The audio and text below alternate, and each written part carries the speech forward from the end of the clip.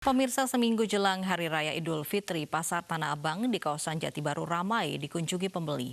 Kondisi ini kontras dengan pertokoan di Blok A yang masih ditutup. Satu minggu jelang Hari Raya Idul Fitri, suasana di kawasan Blok G dan Jalan Jati Baru hari ini tampak ramai dipenuhi pedagang dan pembeli. Meski pedagang dan pembeli menggunakan masker, namun tidak ada pembatasan fisik atau physical distancing.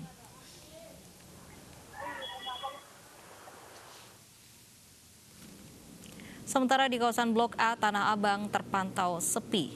Pertokoan masih tutup sejak diberlakukan PSBB. Jalanan yang biasanya selalu macet tampak lengang.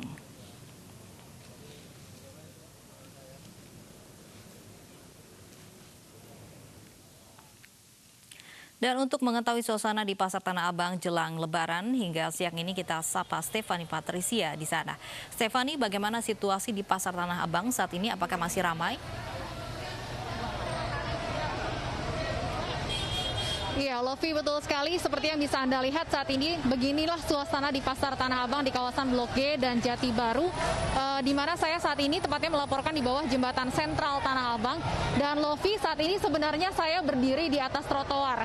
Namun Anda bisa lihat sendiri bahwa saat ini trotoar ini pun juga sudah digunakan untuk tempat berjualan oleh para pedagang kaki lima yang mayoritas ini merupakan para pedagang pakaian.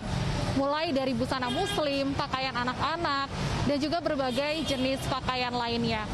Iya, tempat saya melaporkan ini memang lokasinya tidak jauh dari stasiun Tanah Abang. Ini menjadi salah satu faktor tentunya mengapa tempat saya melaporkan saat ini menjadi begitu ramai oleh para pembeli. Keberadaan para pedagang ini tentunya seimbang dengan adanya permintaan. Dari pantauan kami, sejak pagi hingga siang hari ini pembeli terus-menerus datang ke tempat ini, terutama juga mengingat bahwa pertokoan di kawasan Blok A yang masih tutup sehingga para pembeli yang ingin mempersiapkan kebutuhan lebaran mereka hanya bisa berbelanja di kawasan ini, di mana para pedagangnya ini masih nekat untuk berjualan. Ya, dari pantauan kami, mayoritas pembeli maupun juga pedagang di tempat ini sudah menggunakan masker.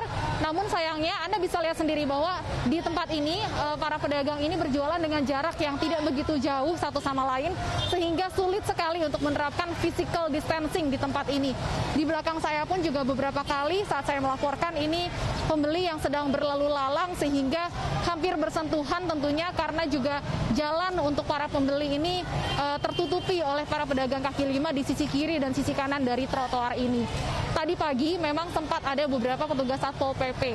Namun juga dari pantauan kami mereka hanya memberikan teguran saja. Tidak ada sanksi yang diberikan, juga tidak ada penutupan secara paksa.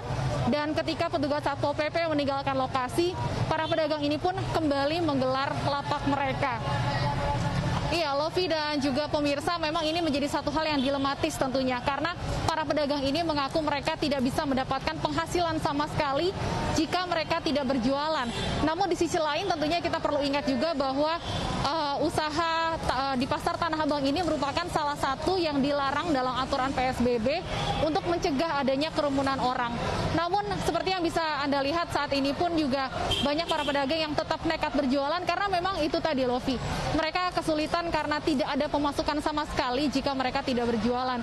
Dan banyak juga di antara para pedagang ini yang merupakan pendatang sehingga mereka tidak tersentuh oleh bantuan sosial dari pemerintah daerah setempat.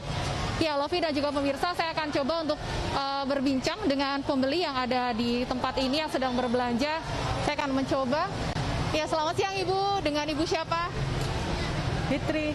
Ya, Ibu Fitri, hari ini apa yang mau dicari untuk di Tanah Abang ini? Apakah keperluan untuk lebaran atau apa, Ibu? Enggak, aku mau beli kolang kaling buat lebaran. Oke, Ibu memang sering ke kawasan Tanah Abang ini? Enggak.